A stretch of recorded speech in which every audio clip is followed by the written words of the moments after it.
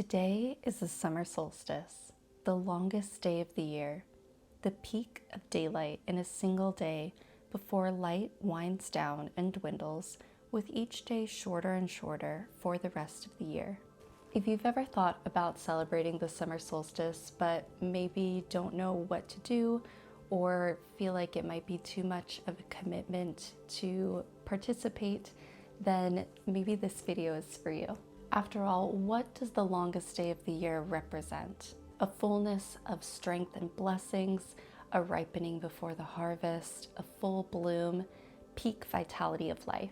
Here are 5 simple ways that you can celebrate the longest day of the year today. Number 1, wake up either before the sun rises or as early as you can to be present for every moment of daylight.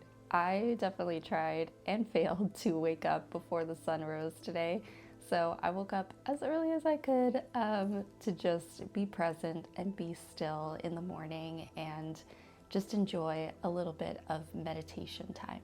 Number 2, light a candle and write down an intention on what you want to grow and cultivate and release what no longer serves you in the second half of the year. I have chosen to write down my intention in my journal so that I can keep it and look back on it and sunbathe it outside with a golden healer quartz on top. But you can also release your intention by writing it down and burning it in a fire-safe dish, or burying it in the ground, or releasing it in water.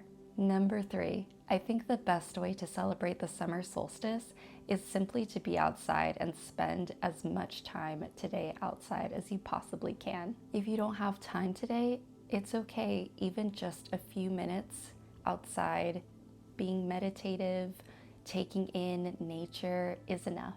But if you can, go on a long walk or hike, tend your garden if you have one, picnic outside in the park, or walk around a forest if you can. Number 4, cook a meal that feels like summer.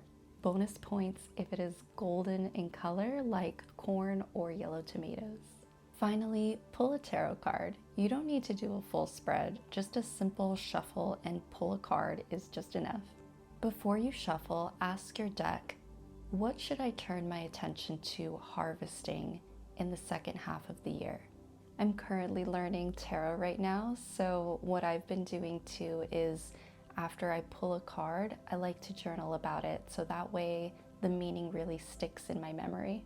You can decide to do as many of these little rituals as you like and no pressure. I think that sometimes the simplicity and intention behind the practice is more profound and accessible for anybody who just wants to partake a little bit in the summer solstice.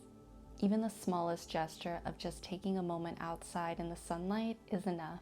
I would love to hear about the rituals that you do to participate in the summer solstice, both big and small, and I would love it if you would drop it in the comment below. I hope you have a wonderful day and enjoy the longest day of the year. Bye!